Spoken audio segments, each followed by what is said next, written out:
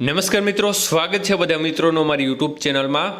તો મિત્રો, જાણીતા વેધર એનાલિસ્ટ શ્રી અશોકભાઈ પટેલ દ્વારા તારીખ 4 થી 10 ઓગસ્ટ 2026 સુધીની આગાહી કરવામાં આવી છે। તો આ તારીખો દરમિયાન ગુજરાતનું વાતાવરણ કેવું રહેશે, વરસાદની શક્યતાઓ કેવી છે, સંપૂર્ણ માહિતી જોઈએ તે પહેલાં જે પણ મિત્રો નવા છે તે ચેનલને સબસ્ક્રાઈબ કરી લેજો।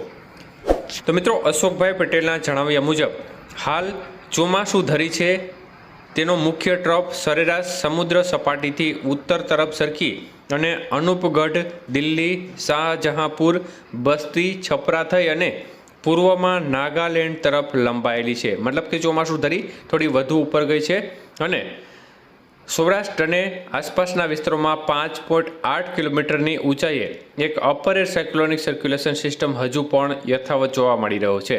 ત્યારે આ સિસ્ટમની અસર હેઠળ આગામી 4 થી 10 ઓગસ્ટ દરમિયાન હવામાનની સ્થિતિ વિશે વાત કરતા અશોકભાઈ પટેલ જણાવે છે કે આ તારીખો દરમિયાન ગુજરાત રિજિયનના ભાગો એટલે કે ઉત્તર ગુજરાત, મધ્ય પૂર્વ ગુજરાત અને દક્ષિણ ગુજરાતના ભાગોમાં 4 થી 10 ઓગસ્ટ દરમિયાન આઇસોલેટેડ એટલે કે છૂટાછવાયા અમુક વિસ્તારમાં વરસાદી માહોલ રહેશે। જોકે દક્ષિણ ગુજરાતના કેટલાક જિલ્લાઓમાં અમુક દિવસે મધ્યમ વરસાદી રાઉન્ડ પણ આવી શકે છે।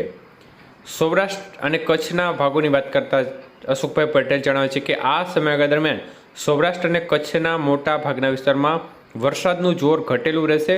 માત્ર અમુક દિવસોમાં એકલ દોકલ કે છૂટા છવાયા સ્થળો પર હળવા મધ્યમ ઝાપટા પડવાની શક્યતાઓ રહેશે। ટૂંકમાં તાજેતરમાં ધોધમાર વરસાદ પછી હવે રાજ્યમાં ચોમાસું થોડા દિવસો માટે વિરામ કે ધીમું પડે તેવી પૂરેપૂરી શક્યતાઓ અશોકભાઈ પટેલે વ્યક્ત કરી છે।